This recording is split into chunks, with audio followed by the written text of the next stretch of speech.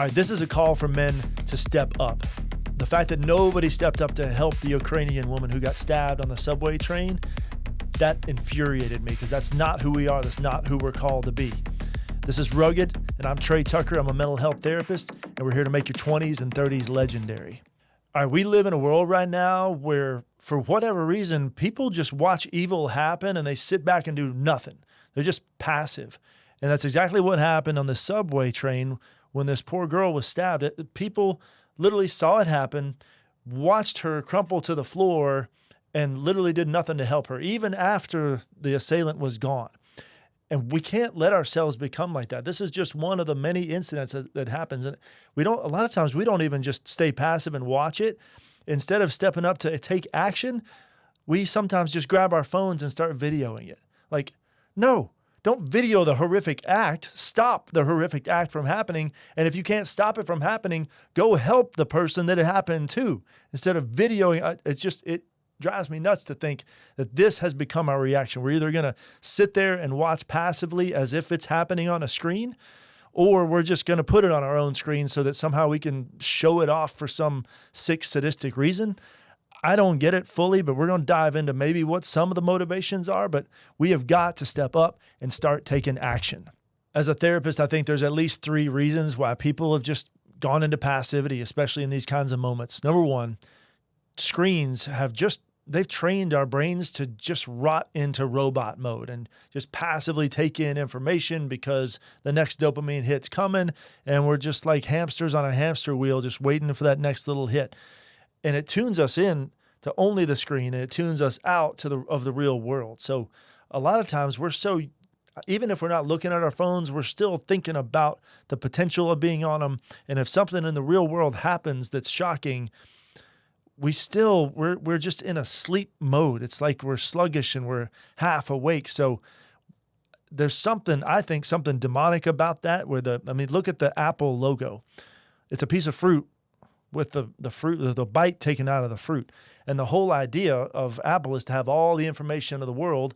And that was the whole problem with the Garden of Eden, is they ate from the tree of the knowledge of good and evil. So they wanted to become God themselves. In other words, they wanted to have access to all of the information, both the good and the bad and everything in between. That was their way of saying, like, God, I don't need you, so I'm going to just make information my source. And the irony is not lost on me that Apple, which brings us so much information through these screens that are so hypnotizing, that they're using that same logo as the very thing that's delivering us into this passive, just give me more information and don't make me take any action. So that's first reason. Second reason is the good old nervous system and the fight, flight, or freeze mode. Now, look, I totally understand that if you see something shocking, the natural reaction is to freeze because you can't really compute if it's actually happening or not. And your brain's like, is this real? Is this not? What are we supposed to do? So freezing up in the moment, I totally get. There are a few people that actually train their nervous system to act forward, to move forward toward the threat itself. In fact, I was talking to a woman and she worked at a store one time, and there was a robber who came in and started smashing the jewelry case of the store. And she said it sounded like explosions going off in the store, and everybody started running away. And she was actually a trained first responder for ambulances, EMTs and the like. And the security footage shows everybody running away from this guy destroying the jewelry cases, and she is the only one running to it. And they asked her, the managers were kind of mad at her after the fact. They said, what were you doing? What were you trying to do? She said, look, I knew I wasn't going to be able to fight the bad guy, but I was just going to see if somebody needed help.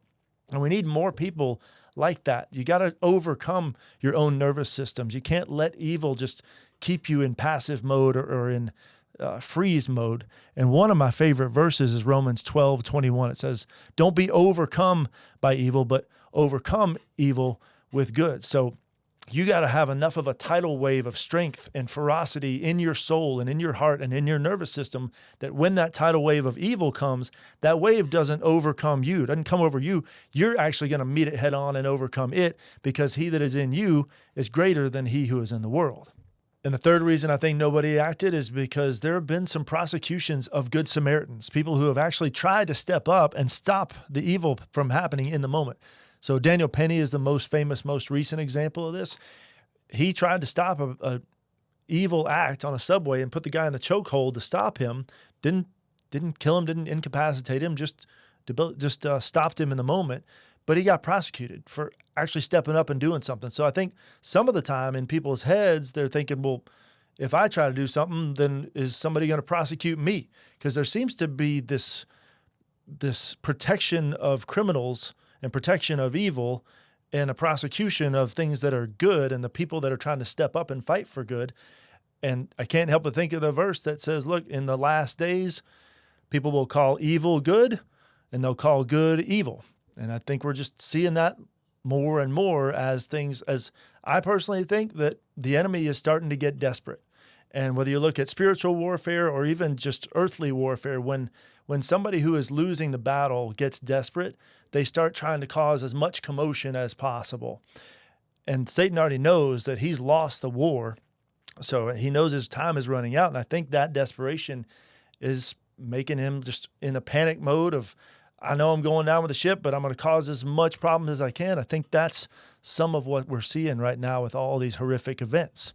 All right, so look, this is a call to men, and men, we are needed more than ever. And no matter who you are, man, woman, we're needed more than ever to stand in the gap and fight for good. And if we don't prepare ourselves, we're going to be passive. We're going to fail. So we've got to train ourselves. And here's a few practical tips. First, I'm going to give you a couple Bible examples, because if you look at people that you admire, people that have done something heroic, you can draw from that same strength. They don't even have to come from the Bible, but I'm going to give you two that do. First one is Shadrach, Meshach, and Abednego. They were thrown into the furnace. Nebuchadnezzar was threatening them. If you don't worship me, I'm going to burn you alive. And they said, no, we're not going to worship you. We're not going to worship your statue. Throw us into the furnace. And God's going to protect us. And even if he doesn't, and I'm going to read this part, even if he does not rescue us, we want you to know, O king, that we will not serve your gods or worship the image of gold you've set up. And that's Daniel 3. And then the other example is Peter and John when they came before the Sanhedrin in Acts 4. They were arrested for healing a man in preaching in Jesus' name, and they were ordered to stop preaching in Jesus' name, but they said, literally, this is the quote, this is the verse, we cannot help speaking about what we have seen and heard. We can't help it. We've seen too much. We've heard too much. It's literally, we can't stop because of the things we've experienced. So if you've experienced the grace, the love, the rescue from sin and from hell of Jesus, and you've experienced his fellowship, then you got the same answer. You can't help but not tell people about it. And you can't help but put yourself in situations where people need to hear God's word, even if there's a threat that tells you to stop preaching. So draw on those inspirations, but also here's some practical things. I would highly recommend that you teach yourself some basic self-defense. Because you're not going to only just learn physical tools of what you could do in the moment, but it's also going to train your nervous system to move forward toward a threat. And that's a great way to build some confidence and have some skills that I know I have these two or three moves that I can rely on if something goes down. Second thing is learn some situational awareness.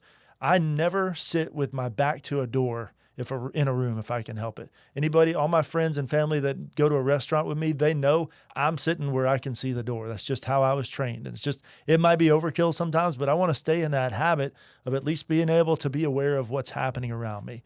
You're not going to be perfect at it, but if you can start at least noticing details that you didn't notice before, you'll be able to see things before they surprise you. And then a couple of other tactics, learn some basic first aid, and then learn verbal de-escalation. Learn how your body language and your tone of voice and your specific words, how they can actually calm a situation down, even just a little bit. If you can turn down the temperature of a situation, you could keep it from becoming violent. So those tips I hope are helpful for you.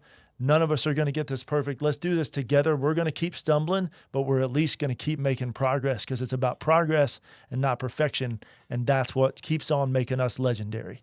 I'll see you next time.